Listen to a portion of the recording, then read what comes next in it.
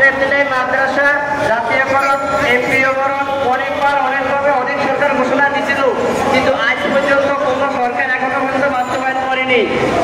বাংলাদেশে এ পর্যন্ত প্রায় 65,000 প্রাইমারি স্কুল জাতীয়করণ আছে, কিন্তু বাংলাদেশে একটা মাদ্রাসা সরকারিকরণ হয় না এখন পর্যন্ত।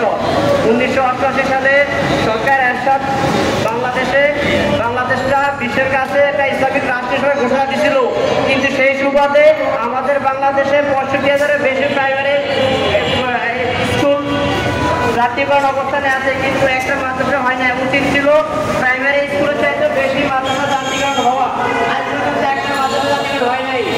বিশ্বের বিভিন্ন দেশে অনেক অনেক মুসলমান কান্ট্রির ভিতরে অনেক খতম কাতারি আছে, বাংলাদেশের নাম। বাংলাদেশ একটা ভালো ইসলামিক কান্ট্রি, যেখানে প্রায় 92% মুসলমান বাংলাদেশে বসবাস করে।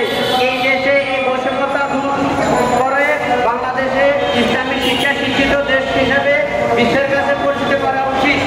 এবং বাংলাদেশে এই প্রথম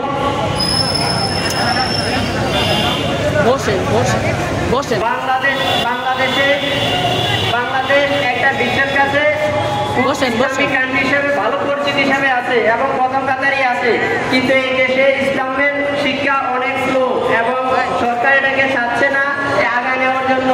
কিন্তু আমি মিডিয়া